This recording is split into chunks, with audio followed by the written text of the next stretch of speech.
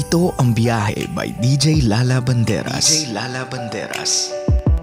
Nagbabalik DJ Lala para sa ating programang Sakto, Klaro, Diretso. Unang stop ng ating hashtag Biyaheng Okay na yon ay para sa mga ex nating nang iwan sa atin at ipinagpalit tayo sa iba. May mga tao kasing gusto pa nilang alamin yung dahilan as to why. Gusto pang tanungin yung ex nila kung anong problema upon catching them cheat. Love, seryoso. What for? May masasabi ba yung manluloko na yan na paniniwalaan mo? Would you really take the word of a cheater to define what happens sa relationship ninyo? And if ever lang na may pagkukulang ka, does that justify cheating? It doesn't. So, a smart woman once told me, if a guy cheats, just walk away without even saying anything. Once is enough, so just leave. And that is Missy Hista, totoo lang, which I believe is true. Kasi if a person loves you just as much as you love and value them, they won't do anything to hurt you, let alone cheat on you. So drop the question, bakit? Save it for the things that really matter and for the things that you will actually believe in. Not sa mga crappy excuses that a cheating person would say kapag nahuli na sila. Ito yung mga moments sa buhay natin na dapat ang isipin mo na lang, okay na yon, magpakasaya na sila. Kung babalik man siya, by now siguro alam niya na wala ng chances pa para sa kanya. Because nothing can ever justify cheating. Love, cheating is cheating. Okay? You are still with me, DJ Lala ng 90.7 Love Radio. Ng 90.7 Love Radio. GV lang, walang hate, puro love lang. Ito na po ang second stop ng ating hashtag Biyaheng Okay na yon. At ito ay para naman sa mga almost. Mga instances na sana ikaw yung panalo pero kinapos ng konti and you landed on the second spot. May mga taong hindi nakakatanggap dun pero may mga taong nagsisettle na sa ganon. I am for one of those people na kaya nang magsettle for second. Though it would have been awesome to see myself win, but for me kasi it's the journey that matters more than the actual winning.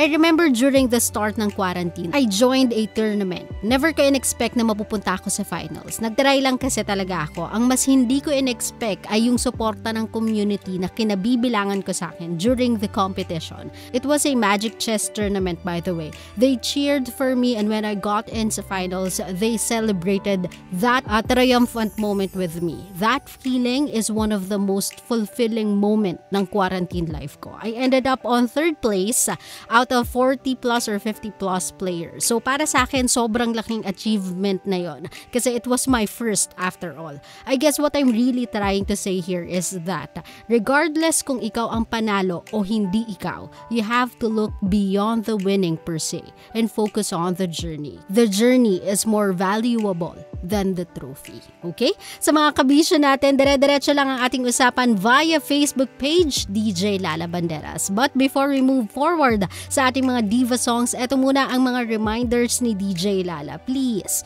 makinig naman tayo. Please, wag nang magpasaway. And please, magdoble ingat na po. Okay? At eto na nga po ang last stop ng ating biyahe for tonight na hashtag Biyaheng Okay na yon.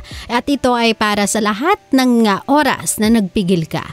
Love, kapag may nanakit sa'yo, it's our initial reaction as human to strike back. Gumante, give them a taste of their own medicine. But there are also moments na we just need to let it be. Hayaan na lang. Not because hindi mo kaya, not because talo ka, but because it's not worth the fight. Yes, nakakagigil, nakakabuwisit, lalo na kung alam mo sa sarili mong you can make their lives a living hell. But what will that make you? Will those actions define them or define you? Minsan mahal ko ang pinakamasakit na ganti na pwede mong ibigay sa mga tao ay ang ipakita sa kanila na you are fine, you are okay, na despite ng pinakita nilang pangit sa'yo, you'll survive and be left with people who truly loves you. Let your happiness be your revenge sa mga taong nanakit sa'yo. Ipakita mo sa kanila na ito yung klase ng taong sinaktan nyo, klase ng pamilyang tinalikuran nyo, at klase ng buhay na ipinagkanulo ninyo for something temporary and something shallow.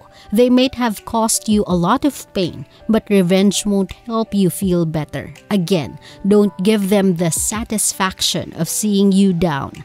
Get back up and prove them wrong. Okay? Sa mga kabisyo natin, we may still continue with this conversation sa aking Facebook page, DJ Lala Banderas. You are still with me. My name is DJ Lala and you are still tuned in sa aking programang biyahe. Ang programang sakto, klaro, diretso. Hatid sa inyo ng 90.7 Love Radio. Jivi lang, walang hate, puro love lang. Always your number one SM radio station. Love Radio. Love, kung natuwa ka sa aming video, i-click mo na yung subscribe button at yung notification bell para naman notified ka sa mga bago naming videos.